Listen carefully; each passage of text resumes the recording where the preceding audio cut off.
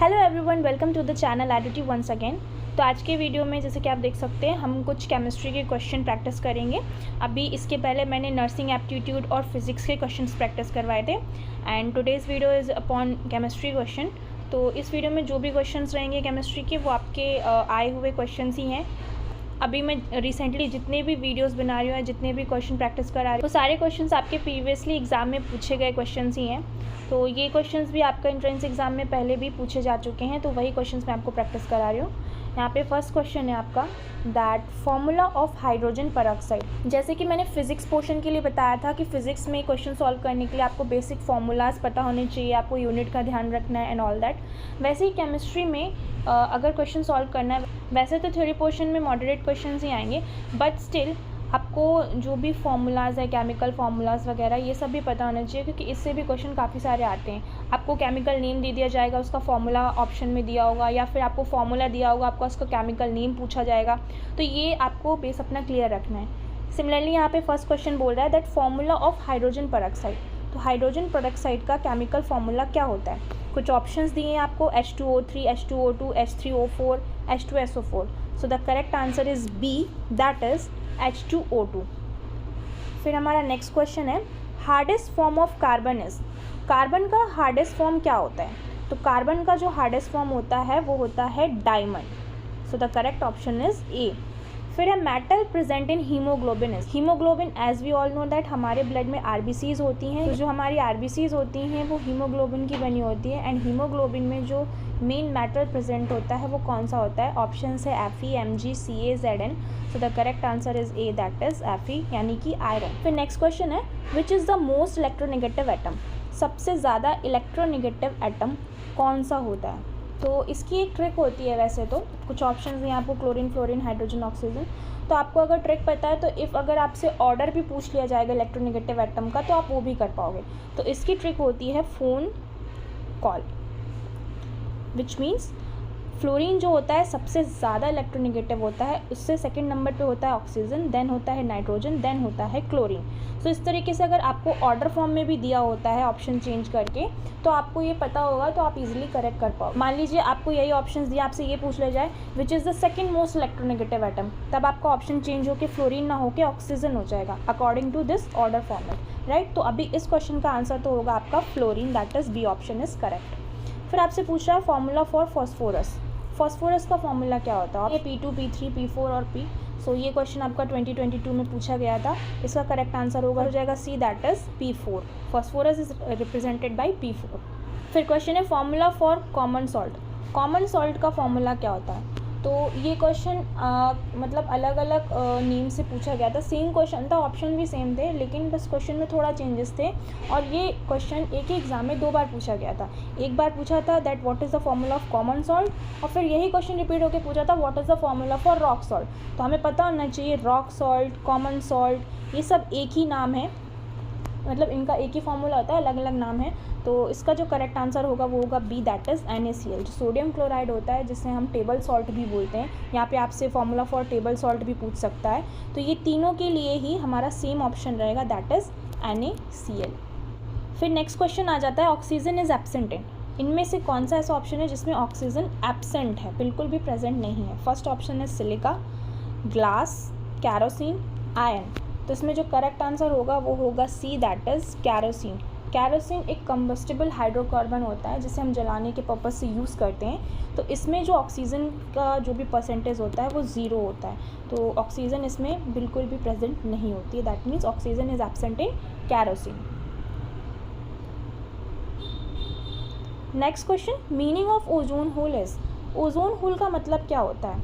Option दिए हैं depletion of ozone layer present in troposphere, hole in ozone, depletion of ozone layer present in stratosphere और the none.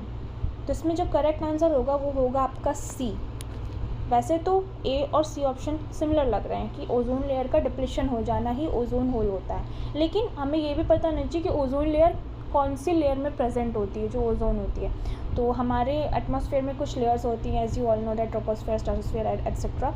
तो जो stratosphere जो layer होती है उसमें प्रेजेंट होता है हमारा ओजोन लेयर, राइट। तो हमारा करेक्ट आंसर ए ना होके सी होगा, that is depletion of ozone layer present in stratosphere. फिर नेक्स्ट क्वेश्चन है which gas is present in atmosphere in high amount. Atmosphere में सबसे ज़्यादा अमाउंट में कौन सी गैस प्रेजेंट है? ऑप्शन है ऑक्सीजन, नाइट्रोजन, हाइड्रोजन, ओजोन। तो करेक्ट आंसर इसमें हो जाएगा B, that is nitrogen. Nitrogen जो होती है वो अबाउट 78% यानी सबसे ज़्यादा अमाउंट में हमारे एटमॉस्फेयर में प्रेजेंट होती है। आपसे परसेंटेज भी पूछ सकता है ऑप्शन दे के कि नाइट्रोजन जो गैस है हमारे एटमॉस्फेयर में कितना परसेंट है, 78, 60, 50, 40 एटसेट्रा। तो आपको पता होना चाहिए 78% नाइट्रोजन हमारे एटमॉस्फेयर में प्रेजेंट होती है। देन नेक्स्ट क्वेश्चन है hydrogen atom contains how many neutron and proton. Hydrogen atom में कितने न्यूट्रॉन एंड प्रोटॉन प्रेजेंट होते हैं?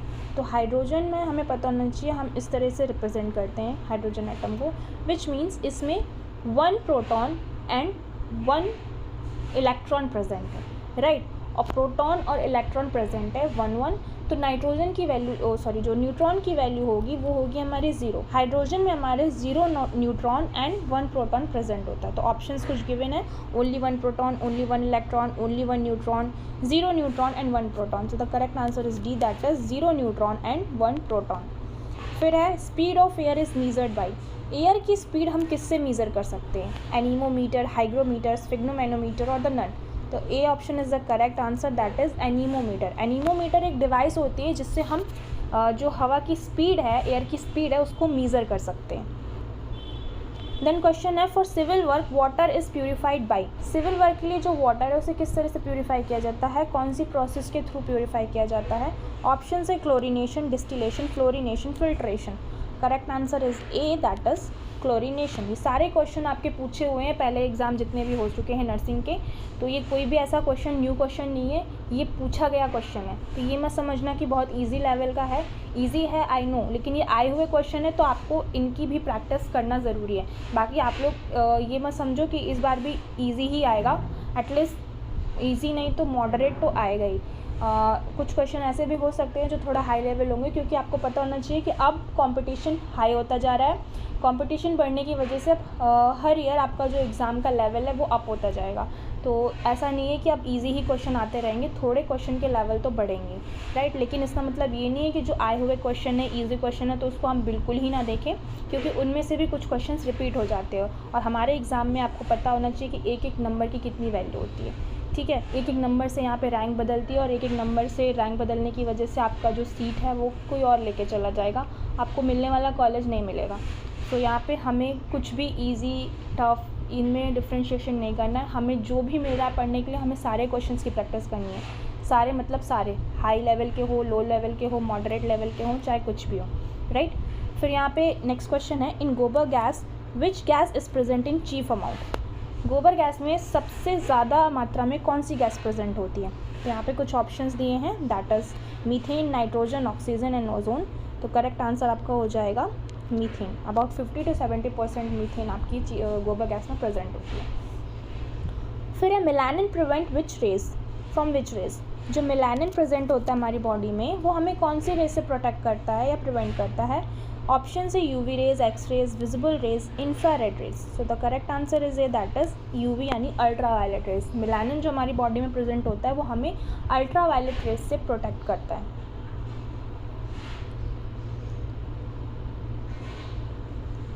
देन नेक्स्ट क्वेश्चन है freezing point of heavy water is.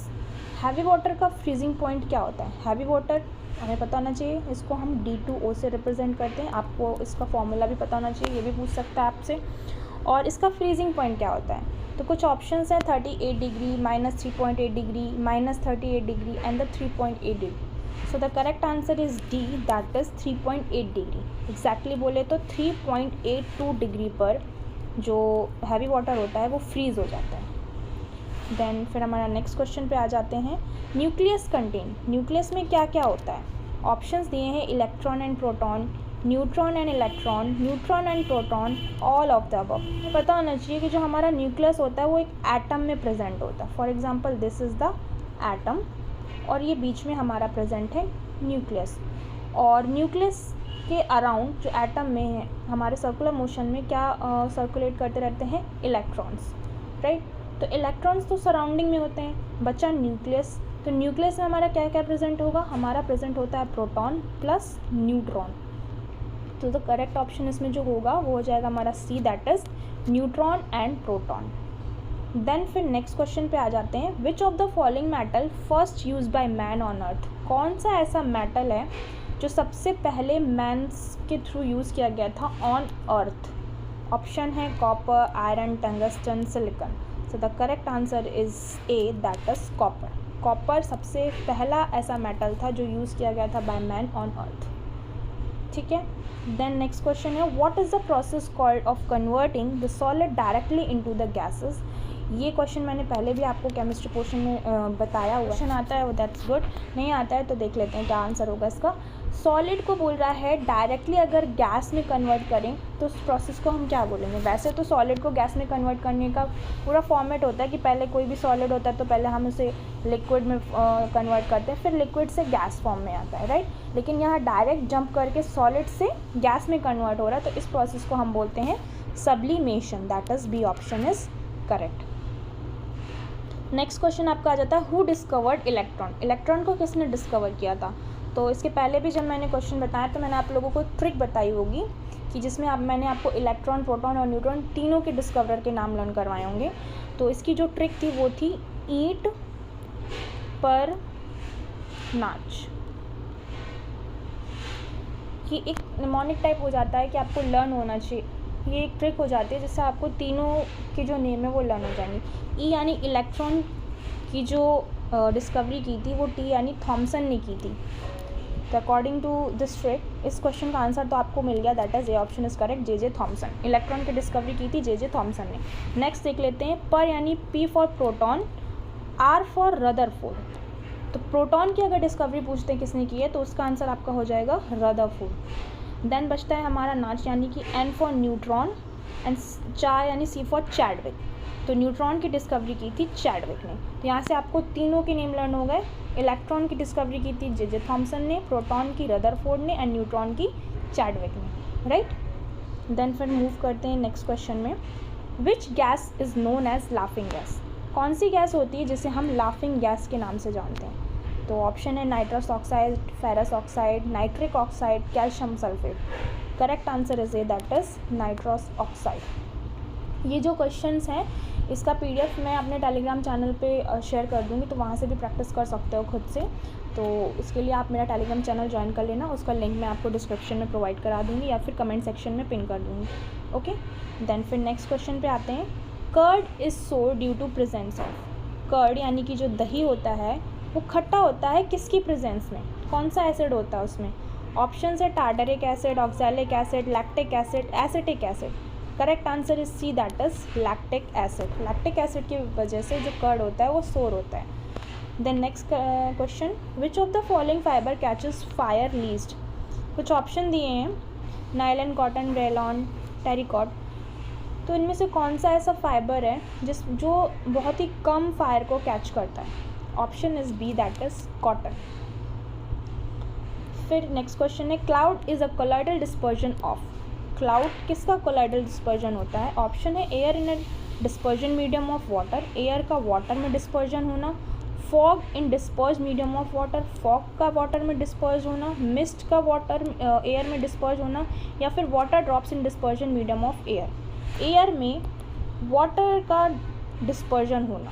तो करेक्ट आंसर होगा D, that is water into air. बस आप ये याद रखो, क्लाउड का अगर कोलाइडल डिस्पर्जन पूछे तो water into air, which means water drops in disperse medium of air.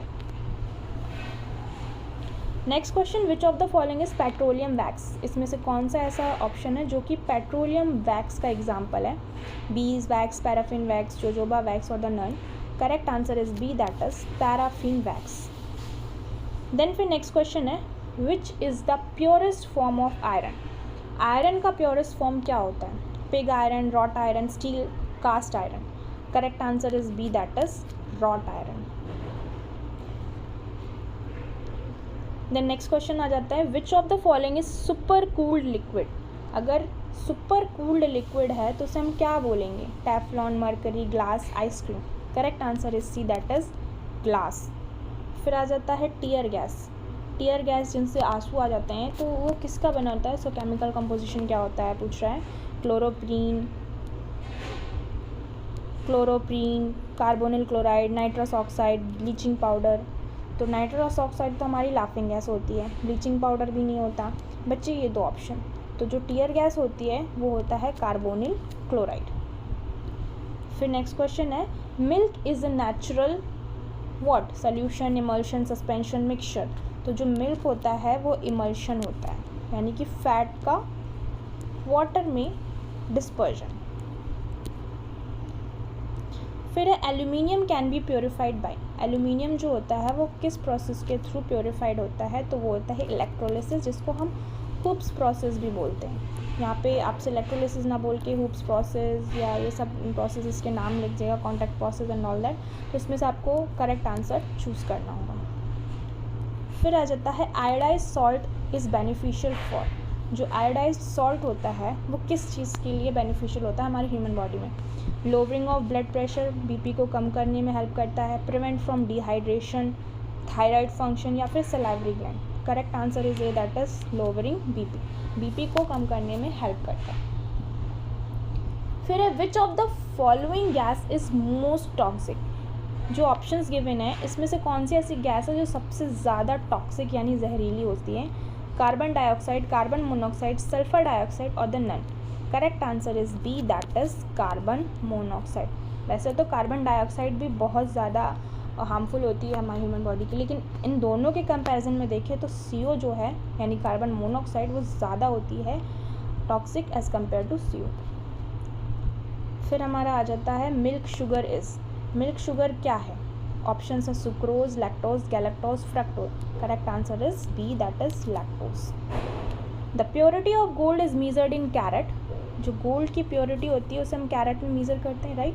तो प्योर गोल्ड कितने कैरेट का होता है? 24, 99.6, 91.6 या नन? Correct answer is A, that is 24 carat. फिर है the gas used in artificial ripening of fruits. Fruits को आर्टिफिशियली पकाने में किस गैस का यूज़ किया जाता है? Methane, acetylene, chlorine, ethylene. Correct answer is D, that is ethylene gas. फिर आ जाता है in nuclear reactor graphite is used as. Nuclear reactor में हमें पता है ग्रेफाइट का हम यूज़ करते हैं, तो उसको कैसे यूज़ करते हैं, क्या काम होता है इसका? मॉडरेटर, फ्यूल, लुब्रिकेंट और the insulator. Correct answer is A, that is moderator. Graphite का यूज़ हम मॉडरेटर के तौर पे करते हैं। देन है the fuel used in atomic reactor. Atomic reactor में जो फ्यूल यूज़ किया जाता है वो कौन सा फ्यूल होता है? Uranium, coal, petrol, combustible gases. Correct answer is A, that is uranium. फिर आ जाता है हमारा the term white coal is used for. White coal जो टर्म होता है वो हम किसके लिए यूज़ करते हैं? हाइड्रो इलेक्ट्रिसिटी, यूरेनियम, डायमंड और the ice. Correct answer is A, that is hydroelectricity. फिर क्वेश्चन है एस्पिरिन इज। एस्पिरिन का केमिकल जो फॉर्मूला है वो क्या होगा? मेथिल सैलिसिलेट और the salicylic acid, acetyl salicylic acid, phenyl salicylic acid. Correct answer is C, that is acetyl salicylic acid. फिर आता है हमारा question which of the following is used in making smoke bombs. Smoke bombs बनाने में किसका use किया जाता है? सल्फर का, फॉस्फोरस का, हाइड्रोजन का या फिर कार्बन का? Correct option is B, that is phosphorus. Smoke bombs बनाने में हम फॉस्फोरस का यूज़ करते हैं। देन फिर last but not least which of the following is natural die. इनमें से कौन सा ऐसा ऑप्शन है जो नेचुरल डाई का फॉर्मूला है या ऑप्शन है? करेक्ट ऑप्शन इसमें कौन सा है? तो ऑप्शन दिए हैं crystal violet, alizarin, aniline blue, phenolphthalein. तो इसमें जो करेक्ट ऑप्शन है वो आपका होगा B, that is alizarin dye. जो नेचुरल डाई होती है वो एलिजरीन डाई होती है।